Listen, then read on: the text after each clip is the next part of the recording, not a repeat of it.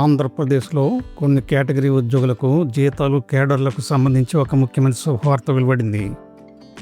ఈ శుభవార్తలో 3 అంశాలు ఉన్నాయి. దీనికోసం ప్రభుత్వం 3 జీవోలను కూడా విడుదల చేసింది. వీటిలో ఉద్యోగుల జీతాల పెంపుదల, కొత్త పే స్కేల్స్ మంజూరు, కొత్త కేడర్ల మంజూరు వంటి అనేక శుభవార్తలు ఉన్నాయి. అసలు ఈ మార్పులు ఏ ఉద్యోగులకు వర్తిస్తాయి, ఏ ఉద్యోగుల జీతాలు పెరుగుతాయి, ఏ పోస్టులు అప్గ్రేడ్ అవుతాయి, ఏ పోస్టుల ఏ ఉద్యోగుల కేడర్లు మారుతున్నాయి, పే స్కేల్స్ ఎంత మేరకు పెరిగాయి, పెన్షన్, రిటైర్మెంట్ బెనిఫిట్స్లో రాబోతున్న కొత్త మార్పులు ఏంటి అనే వివరాలను ప్రభుత్వం జారీ చేసిన ఈ 3 ప్రధాన ఉత్తర్వుల ఆధారంగా ఇక్కడ తెలుసుకుందాం. ఈ 3 ఉత్తర్వుల వివరాలు ఇలా ఉన్నాయి. ప్రభుత్వం ఈ నెల 8వ తేదీన 2 జీవోలు జారీ చేసింది. GO number 90, GO number 88. ఈ రెండింటిని ప్రభుత్వ ప్రిన్సిపల్ సెక్రటరీ కాంతిలాల్ దండే జారీ చేశారు. మరో జీవో నెంబర్ 60ని 2026 ఏప్రిల్ 6వ తేదీన ప్రభుత్వ special chief secretary Shashibhushan Kumar జారీ చేశారు. ఈ జీవోల కాపీలన్నీ పైన ఇవ్వబడ్డాయి, పరిశీలించండి. ఈ జీవోల ఆధారంగా ప్రభుత్వం ఉద్యోగుల కేడర్లను మార్చింది. వారికి కొత్త పే స్కేల్స్ను మంజూరు చేసింది.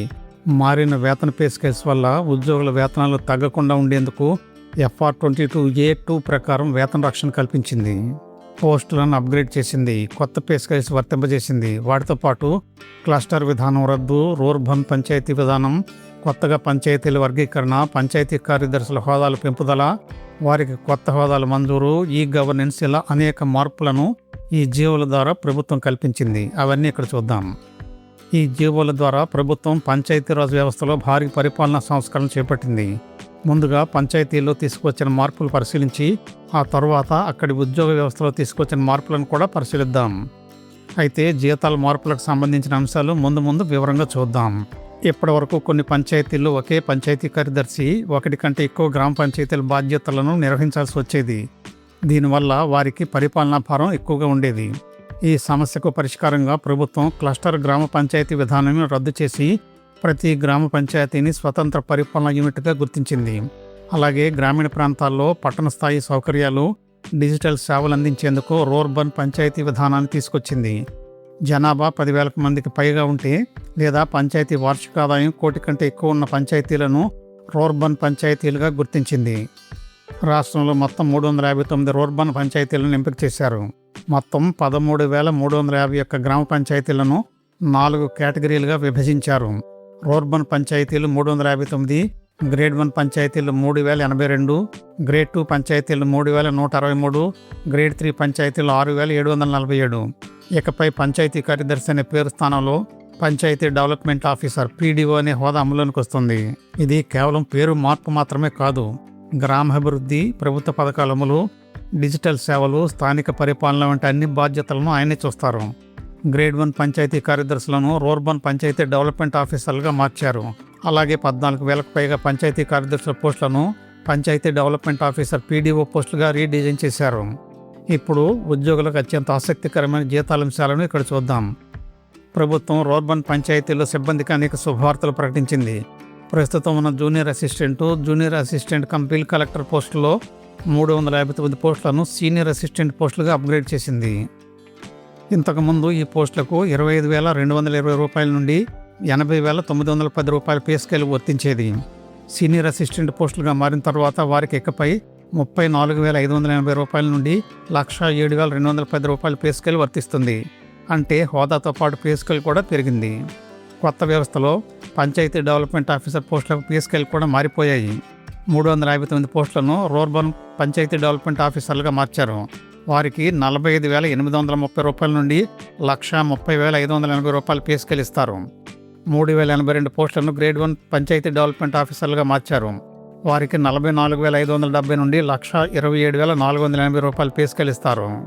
3,163 పోస్టులను గ్రేడ్ 2 పంచాయతీ డెవలప్మెంట్ ఆఫీసర్లుగా మార్చారు. వారికి 32,670 రూపాయల నుండి 101,970 రూపాయల పే స్కేల్ ఇస్తారు. 6,747 పోస్టులను గ్రేడ్ 3 పంచాయతీ డెవలప్మెంట్ ఆఫీసర్లుగా మార్చారు. వారికి 25,220 నుండి 80,910 రూపాయల పే స్కేల్ ఇస్తారు. అదేవిధంగా స్వర్ణగ్రామ సచివాలయాల్లో పనిచేస్తున్న 1,638 గ్రేడ్ 5 పంచాయతీ కార్యదర్శులను అదనపు గ్రేడ్ 3 పంచాయతీ డెవలప్మెంట్ ఆఫీసర్లుగా రీడిజైన్ చేశారు. ఉద్యోగులు గమనించాల్సిన అత్యంత ముఖ్యమైన విషయం ఇక్కడ మరొకటి ఉంది. ఈ పునర్వ్యవస్థీకరణను ప్రభుత్వం సాధారణ ప్రమోషన్గా పరిగణించలేదు. అందువల్ల FR22A1, FR22B ప్రకారం ప్రమోషన్ పే ఫిక్సేషన్ వర్తించదు. దీనికి బదులుగా FR22A2 ప్రకారం వేతన రక్షణ ఉంటుంది. అంటే ప్రస్తుతం ఉన్న బేసిక్ పే కొత్త పే స్కేల్స్ కనిష్ట వేతనం కంటే ఎక్కువగా ఉంటే అదే కొనసాగుతుంది. ఒకవేళ ప్రస్తుత బేసిక్ వేతనం కొత్త పే స్కేల్ కనిష్ట వేతనం కంటే తక్కువగా ఉంటే కొత్త పే స్కేల్ కనిష్ట వేతనమే మంజూరు చేస్తారు. దీనివల్ల వారి జీతాల్లో భారీ మార్పు ఉంటుంది. కొత్త పే స్కేల్ అంటే కేవలం జీతం పెరగడం మాత్రమే కాదు, పాత పే స్కేల్లో ఉన్న బేసిక్ పే ఆధారంగా జీతం కొనసాగుతుంది. కొత్త పే స్కేల్లో రివైజ్డ్ బేసిక్ పే వస్తుంది. బేసిక్ పే పెరిగితే డిఏ మొత్తం పెరుగుతుంది, ఇంక్రిమెంటల్ సైజు పెరుగుతుంది. కొత్త పిఆర్స్ అమలైనప్పుడు జీతాల్లో భారీ పెరుగుదల ఉంటుంది. దీనివల్ల రిటైర్మెంట్ తర్వాత పెన్షన్ భారీగా పెరుగుతుంది. రిటైర్మెంట్ ప్రయోజనాల్లో కూడా భారీగా పెరుగుదల ఉంటుంది. ఇంకా మరికొన్ని విషయాలను ఇక్కడ చూద్దాం. ప్రభుత్వం గ్రామ పంచాయతీల్లో ఈ గవర్నెన్స్ను విస్తరించబోతోంది. ఆస్తి పన్నులు, నీటి పన్నులు, జనన మరణాల నమోదు, అనుమతులు, ధ్రువపత్రాలు, అభివృద్ధి పనుల పర్యవేక్షణ వంటి సేవలను డిజిటల్ విధానంలో అందించేందుకు చర్యలు చేపట్టబోతోంది. గ్రామ పంచాయతీలు తమ జనరల్ ఫండ్లో 1% నిధులను ఈ గవర్నెన్స్ కోసం వినియోగించుకోవచ్చు. మొత్తంగా చూస్తే 359 రూర్బన్ పంచాయతీలు, 13,351 పంచాయతీల పునర్వర్గీకరణ, క్లస్టర్ విధానం రద్దు, పంచాయతీ కార్యదర్శుల హోదా మార్పు, పోస్టుల అప్గ్రేడేషను, కొత్త పే స్కేల్స్ అమలు, ఈ గవర్నెన్స్ వంటి నిర్ణయాలు పంచాయతీరాజ్ వ్యవస్థలో పెద్ద మార్పులకు దారితీస్తున్నాయి.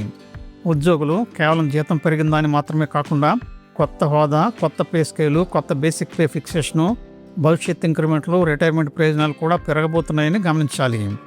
దీనిపై మరిన్ని వివరణలు త్వరలో విడుదలవుతాయి. అలాంటివి విడుదలైన తర్వాత వాటిని మీకు వెంటనే అందిస్తాం. వీడియో నచ్చితే తప్పకుండా సబ్స్క్రైబ్ చేసుకోండి, 10 మందికి షేర్ చేయండి, తప్పనిసరిగా లైక్ చేయండి. ధన్యవాదాలు.